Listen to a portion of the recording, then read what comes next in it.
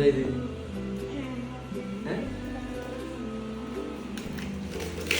കാശാ? ഇത്രയും കാശാ നീ എടുത്ത് വെച്ചതാ? ഇത് ആർക്ക് കൊടുക്കാനാ? പാവപ്പെട്ടവർക്ക് കൊടുക്കാനാ? നോക്കട്ടെ ഞാൻ നോക്കട്ടെ ഞാൻ ഇത്രയും കാശ് ഇത് കുറേ ഉണ്ടല്ലോ.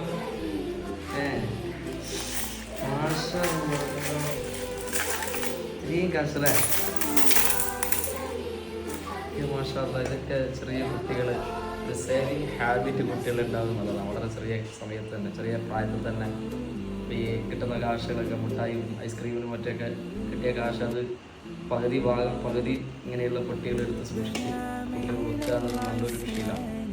ഭാവിയിൽ കുട്ടികൾക്ക് പണം എങ്ങനെ ചിലവഴിക്കണം എന്നുള്ള നിയന്ത്രണം ഇതുകൊണ്ട് ലഭിക്കും.